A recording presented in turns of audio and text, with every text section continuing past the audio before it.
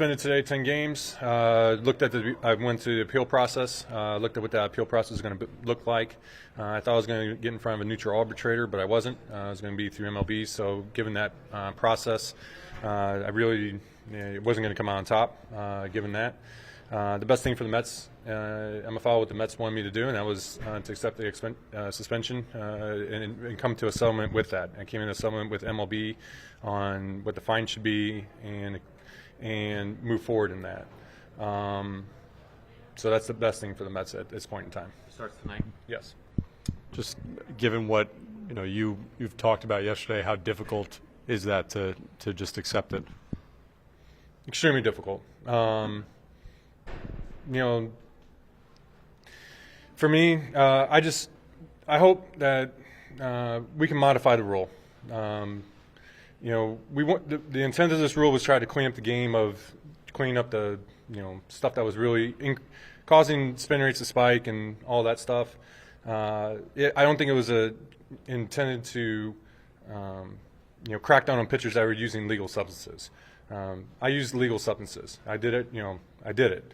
For me, I wish there was a modification to bring spin rates into play to be able to let that be the threshold of when the umpire can check.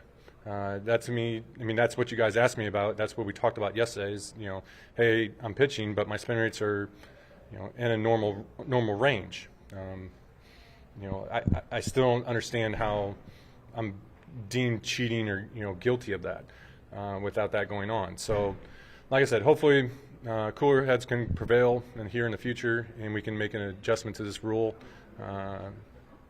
so that we can make the game better. Was he contended that even if it's just rosin in excess, it's illegal, and they said that you were in excess? Do you think that's a fair assertion based on what you had in your hand, your glove, etc.?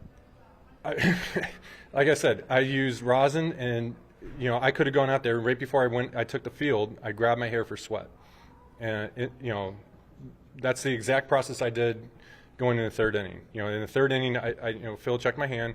He saw that it was rosin, basically the powder, and after I made it through that check, I grabbed some sweat from my hair and went and pitched, and we deemed that's a clean inning.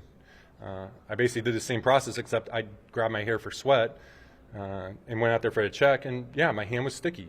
That's what happens when you mix sweat and rosin, and it was sticky. I'm not here to say it wasn't, but that's legal. Like I don't. There's nothing else there, and so.